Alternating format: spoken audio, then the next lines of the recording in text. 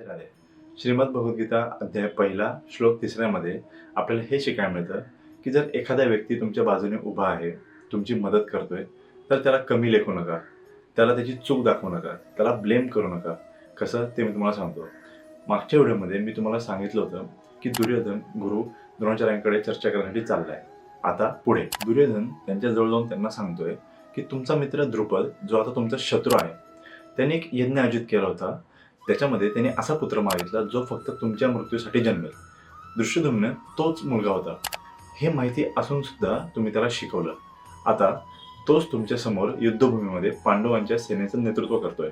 ते पांडव जे तुमचे खूप प्रिय आहेत, त्यामध्ये पण तो अर्जुन ज्याला तुम्ही सर्वश्रेष्ठ बनवायचा प्रयत्न केला, आज तो पण तुमच्या विरुद्ध उभा आहे तुमच्याशी युद्ध करायला. तर त्यांच्यावर तुम्ही दया दाखवू नये. युद्धामध्ये हे आपल्याला हानिकारक होऊ शकतं. तर इथे असं घडत आहे की दुर्योधन पहिल्यापासूनच पांडवांची सेना बघून घाबरलाय. आता तो त्याची भीती लपवण्यासाठी गुरु द्रोणाचार्यांना त्यांची चूक दाखवतोय.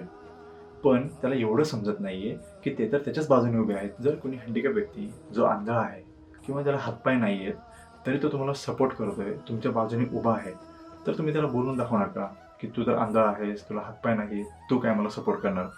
की त्याला ॲप्रिशिएट करणार, त्याच्या विचारांची कदर करून. ह्याच्या पुढे काय झालं ते मी तुम्हाला सांगतो पुढच्या व्हिडिओमध्ये, म्हणजेच अध्याय 1 श्लोक 4 मध्ये. जय श्रीकृष्ण.